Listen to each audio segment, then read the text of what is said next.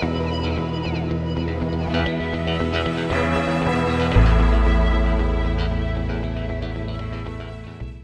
ora. In this video, I'm going to tell you everything you need to pack for your through hike of New Zealand's Te Araroa Trail. Because when you're hiking 3,000 kilometers from Cape Reinga to Bluff, you don't want to forget anything. But first, if you like this original t-shirt I designed, featuring all of the major landmarks on the trail, be sure to check out my website, astraylife.com, where you can purchase this shirt and more. Everything you see in this video, these are all the items that I actually took on my through hike. Spent 90 days hiking New Zealand this past year. And before I get started, I highly recommend that before you get to New Zealand, you purchase as much of your gear as possible. Because once you're in New Zealand, there's not a lot of options for gear, the brands are limited, and everything's very expensive. To get started, the number one most important item that you're going to need is your pack. Now I hiked with the Osprey Atmos AG 65 liter, so it has the anti-gravity mesh here. It's a little bit bigger at 65 liters. I probably didn't need this much space. I could have gotten rid of the brain, this top half, but I just really like this pack, and I like having all the different compartments to organize all of my stuff, but there's definitely lighter weight packs out there for sure. The second item you need for your hike is a plastic garbage bag. Now, I use these for the pack liner. So you put it inside the pack, and it's just an extra layer of protection in case you might fall in a river or something like that. It's just another layer to keep your belongings dry.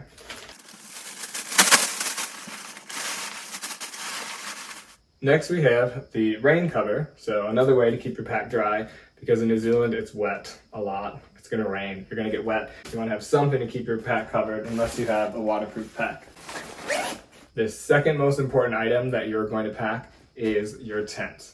Now this is the REI Quarter Dome 1. It's just a one-man tent. Some people think they can get away with the TA hiking it without a tent. I do not recommend that. There is a really great system of huts in New Zealand, so you can go from hut to hut at times and not use your tent, but overall you want to have that backup. There are going to be days where you might not make it to the hut, or there's no hut available on that section of trail, or you always want to have your own shelter system. Next up, we have our tent footprint. Just goes underneath the tent, keeps the bottom of your tent protected from the ground. New Zealand has a lot of spiky plants. A lot of times the ground is pretty wet and soft, so just having another layer of protection to protect your tent, keep it dry, is just a really good idea. Next up, we have the sleep system. First, you need your sleeping pad. Now this is the Thermarest Ultralight. It's been really great for me, although there are other options. You can get those foam pads and things like that, or other brands, but this is what I used. And this is really great because it just gets really tiny, doesn't take up too much space in the pack. Next up, we have your sleeping bag. Now this is the REI Igneo. It's a down sleeping bag. It's rated to 25 degrees Fahrenheit, which is, I think, -4 Celsius. Probably a little bit warmer than I needed for the TA, but I already had it from the Appalachian Trail, so I just was like, why not? I'm not gonna buy a new sleeping bag. Next up is a sleeping bag liner. Now this is the Cocoon Mummy sleeping bag liner. I like to have a liner just because it helps keep your sleeping bag clean, and then if I'm ever in a trail town, I can just throw this in the wash, really easy. But the sleeping bag liner is an extra layer that kind of either keeps you warm when it's cold out, or it helps wick away moisture, so when it's hot out, I can just sleep in my sleeping bag liner and maybe use my sleeping bag just as a quilt or something. And the last part of the sleep system is a compression sack. So this is a Sea to Summit evac compression sack. So this is what I use to pack my sleeping bag and the sleeping bag liner, and it's also waterproof. So if anything happens to the garbage bag inside of my pack and water gets in for whatever reason, this will keep my sleeping bag dry. Just take the sleeping bag liner and the sleeping bag and just stuff it into the compression sack.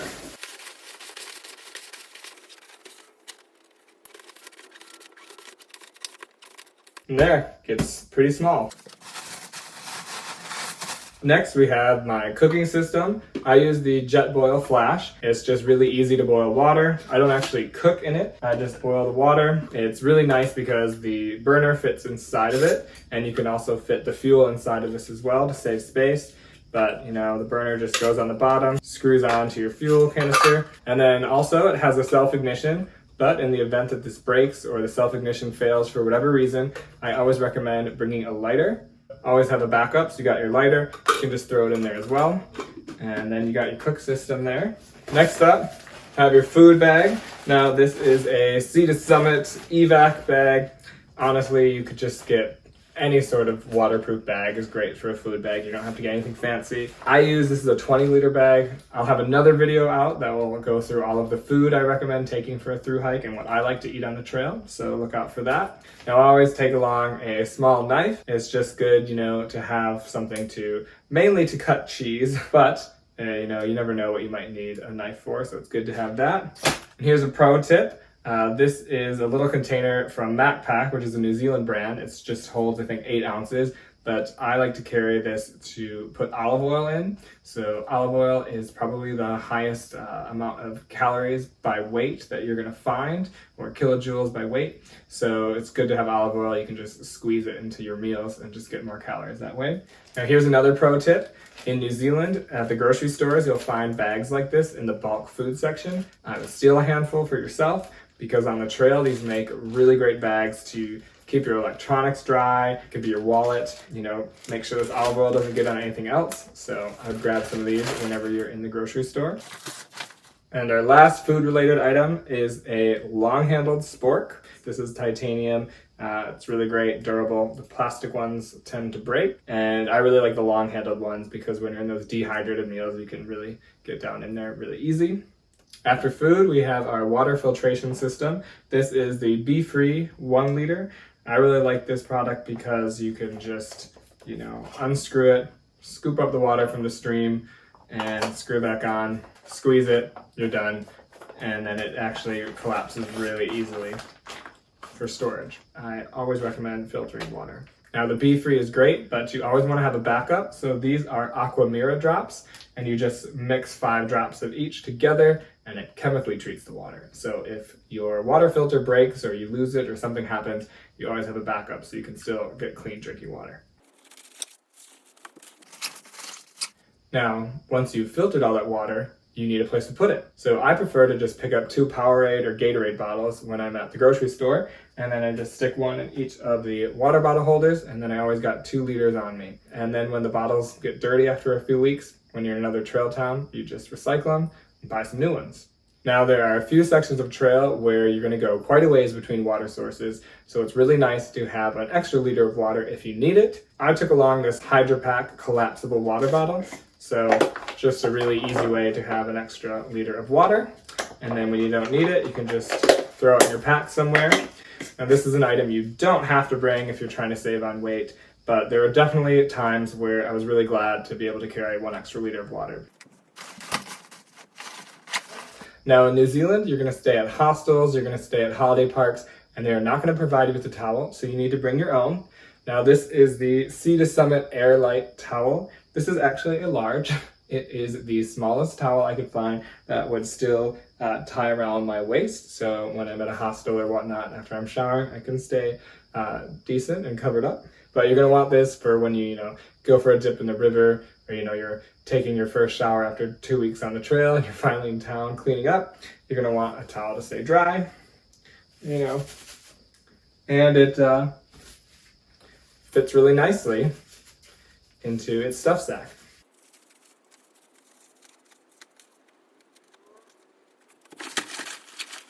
Next up, we have our clothing items. Now this is the one category where it's really easy to overpack. Less is more. You don't need that many clothes. So first up, underwear. You only need 2 pairs. So you're gonna wear a pair, maybe for a week, and then switch it out for the other pair, wear that for a week, and when you're in a town, do some laundry. So I chose to hike in these Supertech boxer briefs. This brand is really cool because they have 2 separate compartments that keep your junk separate, so it wicks away moisture, stops chafing, and just keeps everything cool. Doesn't really matter what you wear as long as it's comfortable, and also make sure that it is not made of cotton or wool or modal or bamboo, synthetics only. You want something that's going to be fast drying. So you take your extra pair and you're going to throw it in your clothing bag. Now this is the same stuff sack that I use for my sleeping bag. So you have 2 of them, one for the sleeping bag and one for your clothes. Next, you have your hiking shorts. You only need 1 pair. Doesn't really matter what the brand is, but it's just something that is synthetic, fast drying, lightweight. It's all you need. Doesn't need to be too fancy because they're gonna get tattered. These ones are already torn up, so that's fine. After your shorts, you have your t-shirts. You only need 2 t-shirts. This is just a polyester spandex blend shirt I got at Target in the US. It was like $15. So I'll put my spare in here. And then you got your second t-shirt. Oh look, another original t-shirt design. This was designed by myself and my friend Tom, who I hiked the TA with. So feel free to purchase your own on my website. Next, got a long sleeve t-shirt. Again, this is just a polyester blend shirt that I got from Target for really cheap. This is an item I didn't have to take, but there were a few moments where I really was glad I had it. When I was on 90 Mile Beach and some other beaches, when you're just in the sun all day, it was nice to have that extra protection on my arms. And then a few times it was really cold when I got up into some of the higher mountain regions. It was nice to just have an extra layer. Next up, convertible hiking pants. Now these are great because, they can turn into shorts pretty easily. This isn't an item I needed to take, but it was nice for when it was really cold out. I just had an extra layer. It's nice to have pants to just protect your legs because my legs are so cut up from the plants, my own trekking poles, barbed wire, everything. Now, one of the most important items of clothing you can pack is a down puffy jacket like this because they keep you super warm. So in those moments where you're up in the mountains really high and there's a storm coming or whatnot and it's freezing cold, this thing will keep you so warm. It weighs hardly anything and it can compress down into the tiniest little space. And it also makes a nice pillow if you need it. So puffy jacket, it's a must-have. You need to pack one of these. After the puffy jacket, another important item to bring is a buff. It's just a simple piece of fabric. Pull over your head on the beach when it's really hot out and you want to keep the sun off. You could just wear it like this to give you extra protection. When it's really cold and you're up in the mountains, you wear it like a headband in lieu of a hat, like a winter hat. You can just cover your ears this way. Really versatile item, so definitely recommend bringing a buff. Next up, we got our rain gear. So these are just some simple rain pants, and then you also want a rain jacket. I usually recommend Frog Togs just because you can get them really cheap and you're gonna wreck them. So there's no point having something expensive because you're gonna tear it on some trees or something like that. Inevitably, you're gonna ruin it and then you can just toss it. Since rain gear tends not to breathe very well, the material actually keeps you really warm. Rain gear acts as a great cold weather gear. The absolute most important thing you need to take care of are your feet. You need to make sure that they're dry, that they're comfortable, that you're avoiding blisters. So the first thing I put on my feet are sock liners. It's basically a thin sock that goes underneath your socks. You put these on first, and it's just an extra layer to help reduce friction, and help wick away moisture and just stop blisters. I took 3 pairs of these. That might sound like overkill, but again, taking care of your feet is of the utmost importance on a thru hike. I always had an extra pair that was dry in case the other 2, got wet. And, eventually you're gonna wear holes through these, so it's always nice to have a few extra pairs. Then after the sock liner, we have our socks. Some people prefer really thin socks, kind of like this style, and then there's thicker ones. I found the thicker socks are actually really comfortable on like 90 Mile Beach and the road walking and things like that. It was nice to have a thick sock to give me extra cushion. Just find something that works for you. And again, like the sock liners, 3 pairs. Got 2 right here, you got some on your feet. Now that we got all of our clothes, have them in the compression sack.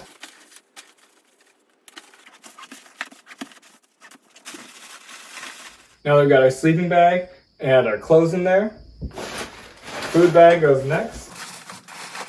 Now I'm gonna put my tent on the pack. Now it's gonna be sunny a lot in New Zealand, so you're gonna wanna take a ball cap or some sort of hat just to keep the sun off your face, out of your eyes and whatnot. Then you're gonna want your sunglasses as well, so you got those. Next up, footwear. It's very important that you find footwear that works for you. I personally like these Oboz hiking shoes. These are the Sawtooth 2 model. The hiking shoes are a little bit sturdier than a trail runner, although a lot of people prefer trail runners just because they're so lightweight. But then if you're prone to maybe rolling your ankle or something, maybe a hiking boot or something, higher up on the ankle is better for you. Do not get a waterproof shoe. You're going to be walking through rivers, through mud, all kinds of wet stuff, so you want a shoe that can dry out pretty quick. And also purchase at least 2 pairs because you're probably going to wear them out and need a second pair halfway through your hike. Next, you're going to have your Crocs or sandals. You're going to want something that is one, waterproof, lightweight, just something you can wear when you're in town. Get something cheap because if you lose them, who cares? Now moving on to electronics. I don't like hiking with a camera or a GPS tracking device or something like that. It's just extra stuff to carry, extra stuff to charge. So I just took my smartphone. I got the newest iPhone so I could have the best camera. And then the smartphone aspect of it could be my GPS. You can have the guide on your phone. So there's a free app. And it also was my trail journal. I could update my blog from it. So just make sure you get a New Zealand data plan when you start your hike. Don't forget your charging cables. And then also you're going to want to take a power bank. So this is just an Anchor power bank. It was able to charge my iPhone, I think like 6 times on one charge. And then whenever you get to a trail town, just make sure you charge these up. And then this is where those little plastic bags from the grocery store come in handy. Keep your electronics dry. Next up, we have our toiletry items. Take a roll of toilet paper. I like to just smash them down just so they save some space. And then take some sort of Ziploc freezer bag, and you'll have that for your toilet paper. And then I don't have it with me, but I would put a little small handheld hand sanitizer in here as well. And then put it somewhere on the outside of your pack where it's going to be easily accessible for when nature calls. Moving on, I always recommend bringing Gold Bond Friction Defense, or Body Glide is another brand.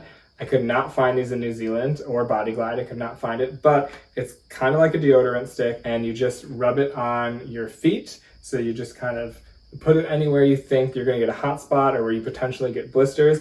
I rub this on in the morning before I put the sock liner and my socks on, and that's just like another level of defense to stop blisters. Then we're going to take another freezer bag, and this will be my toiletry bag. Next up, you got your toothpaste. Then I got my toothbrush. You want to keep your teeth clean. Bring your sunscreen. Wear your sunscreen. You're going to use it a lot. Bring some lip balm. Put it on your lips. Get something with SPF. Nail clippers, because you're not going to be getting a mani-pedi every time you go to a trail town. Painkillers, ibuprofen, naproxen, something that's anti-inflammatory. Your feet are going to hurt some days, or other parts of your body are going to ache, so you just want some painkillers for when you really need it. I always carry a couple of Band-Aids for first aid, mostly for blister protection, but in case I get cuts. But sometimes when you get a blister, throwing a Band-Aid over it can really help alleviate that friction. We got floss for your teeth, but also this can be used to sew stuff. So if you got a hole in the mesh of your shoes, or I actually have to sew parts of my pack, floss is great. Everything you've heard about sandflies is true, so insect repellent is something I recommend. Something with a lot of DEET works really well. Just spray some on right before you're gonna pitch your tent. Also, kind of with the toiletry items, I would recommend bringing earplugs and an eye mask, because sometimes you're in a hut and people are getting up early or they're staying up late and you just don't want to be woken up by all that noise. I just throw my toiletries in the brain of my pack. This is a very important item. Duct tape can be used for so many different things. If you got a tear in your pack or something, fix it with duct tape. If you feel you're getting a blister, cover it with duct tape. There are a million uses for duct tape on the trail.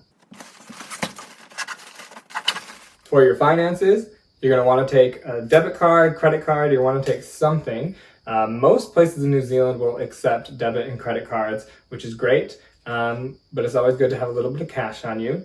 And then you can just use the bags from the grocery store as your waterproof wallet. Then you've got your passport. Don't want to forget this. First of all, you need it to get into New Zealand. And more importantly, if you want to drink alcohol, you also need to prove you're of age with a passport. And then I like to stick the wallet up at the top with my electronics. Then of course there is your trail guide. Now the TA has an official app and you can just download it on your phone for free. It's got your GPS, it's got PDFs of all of the trail notes. It's pretty much got most of what you need, and they can push all the updates to you, telling you about the reroutes and trail closures because there are a lot of seasonal changes on the TA. And finally, the last item to pack are your trekking poles. Now, some people think you don't need to hike with trekking poles, but I highly recommend them, just for the balance, just for your knees, get some trekking poles. Thanks for watching. Please be sure to check out the links in the video description below for the complete gear list, my trail journal, videos, and more. And if you have any questions about the TA, be sure to ask them in the comments below. And like, share, and subscribe.